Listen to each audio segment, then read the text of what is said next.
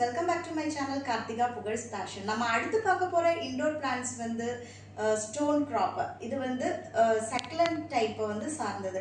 Actually இது both indoor and outdoor means in வீட்டுக்குள்ளேயும் வச்சு வளர்க்கலாம், நம்ம வெளியில வச்சும் வளர்க்கலாம்.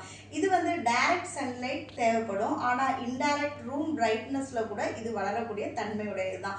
இது watering வந்து எப்படின்னு பாத்தீங்கன்னா ரொம்ப மினிமல் தாங்க. மீன்ஸ் அந்த டாப் சாயில் கம்ப்ளீட்டா ட்ரை ஆகும்போது தான் நம்ம வந்து இதுக்கு வாட்டரிங் பண்ணணும்.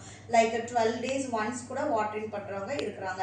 இது ஆக்சுவலா எங்கெல்லாம் யூஸ் பண்ணுவாங்கன்னா நம்ம வெளியில வெராந்தால அது மாதிரி இந்த பாத்வேல எல்லாம் இந்த ஸ்டோன்ஸுக்கு நடுவுல எல்லாம் போட்டோம்னா லைக் கார்பெட் மாதிரியே இது அழகாவே வளரும்.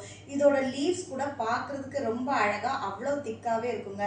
இந்த லீவ்ஸே வாட்டரை வந்து ஸ்டோர் பண்ணக்கூடிய தன்மை உடையது. அதாவது வாட்டரை நல்லா ஸ்டோர் பண்ணிக்கிறோம்.